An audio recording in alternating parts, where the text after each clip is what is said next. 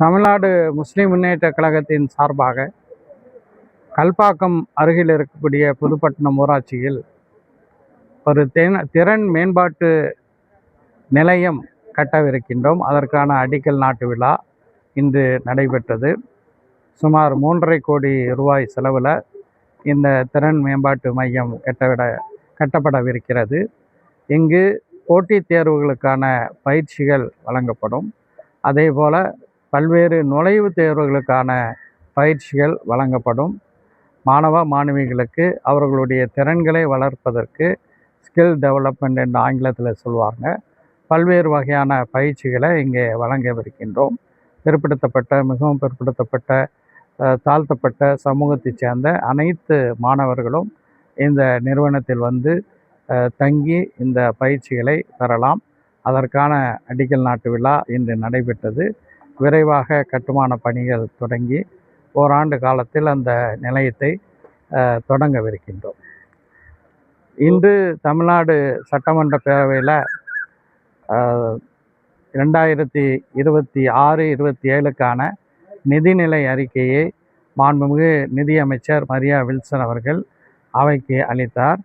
தேர்தலில் அளிக்கப்பட்ட பல்வேறு வாக்குறுதிகள் இந்த நிதிநிலை அறிக்கையில் இடம்பெறவில்லை. குறிப்பாக சொல்ல வேண்டுமென்றால் பல்வேறு வாக்குறுதிகளை கொடுத்தாங்க. ஒவ்வொரு வீட்டுக்கும் 6 எல்பிஜி சிலிண்டர்கள் தரப்படும் என்ற ஒரு வாக்குறுதி தரப்பட்டது. அது நிறைவேற்றப்படவில்லை. அதேபோல் மகளிருக்கு மாதந்தோறும் 2500 ரூபாய் தரப்படும் என்ற வாக்குறுதி அதுவும் நிறைவேற்றப்படவில்லை. இதுபோன்று பல்வேறு வாக்குறுதிகள், தேர்தலில் கொடுத்த பல்வேறு வாக்குறுதிகள் நிறைவேற்றப்படாத ஒரு மக்கள் ஒரு பெரிய மாற்றத்தை இந்த நிதிநிலை அறிக்கையின் வாயிலாக எதிர்பார்த்திருந்தார்கள்.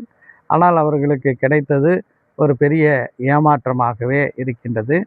குறிப்பாக மிகவும் பிற்படுத்தப்பட்டோர் சிறுபான்மை மக்களுக்கான அந்த நிதிநிலை ஒதுக்கீடு, அந்த மக்கள் தொகைக்கு ஏற்ப அந்த நிதி ஒதுக்கீடு இருக்கின்றதா என்று ஆய்வு செய்தால் அது இல்லை என்ற ஒரு அடிப்படையிலே தான் அமைந்திருக்கின்றது. குறிப்பாக நீண்ட காலமாகவே ஒரு ஸ்பெஷல் காம்பனன்ட் பிளான், சிறுபான்மை சமூகங்களுக்கு தனியான ஒரு நிதி ஒதுக்கீடு தரப்பட வேண்டும் என்ற ஒரு கோரிக்கையை நாங்கள் தொடர்ச்சியாக வைத்திருக்கின்றோம். அது பற்றியான எந்த அறிவிப்பும் இல்லை. சமீபத்தில் சென்னை உயர்நீதிமன்றத்தினுடைய மதுரை கிளையில் பிற்படுத்தப்பட்ட முஸ்லிம்களுக்கான 3.5 விழுக்காடு இடஒதுக்கீடு, இஸ்லாத்தை தழுவக்கூடிய மிகவும் பிற்படுத்தப்பட்டோருக்கு அளிக்கக்கூடிய சென்ற திமுக ஆட்சியினுடைய அரசாணையை நீதிமன்றம் ரத்து செய்திருக்கிறது. அப்போது அரசின் சார்பில் நாங்கள் இதுக்கு ஒரு சட்ட திருத்தம் கொண்டு வருவோம் என்று சொன்னார்கள். உச்சநீதிமன்றத்தில் மேல்முறையீடு செய்திருக்கிறார்கள். அது ஒரு பக்கம் இருக்க, என்ன மக்கள் எதிர்பார்த்தார்கள் என்றால் ஒரு சட்ட திருத்தம் இந்த அடிப்படையில் கொண்டு வரப்படும் என்ற ஒரு அறிவிப்பு இந்த பட்ஜெட்டில் இடம்பெறும் என்று எதிர்பார்த்தோம். அப்படியான ஒரு அறிவிப்பு இடம்பெறாதது வருத்தத்துக்குரிய ஒன்றாக நாங்கள் கருதுகிறோம். நாளைய தினம் வேளாண்மை வரவு செலவு நிதிநிலை அறிக்கை சமர்ப்பிக்கவிருக்கின்றது. தாவேகாவினுடைய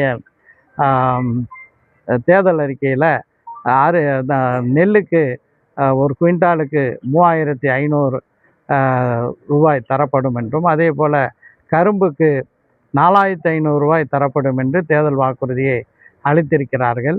அந்த வாக்குறுதி நாளைய தினம் வேளாண்மை பட்ஜெட்டில் நிறைவேற்றப்படுகிறதா என்று எதிர்பார்க்கக்கூடிய ஒரு சூழலில் விவசாயிகள் இருக்கின்றார்கள்.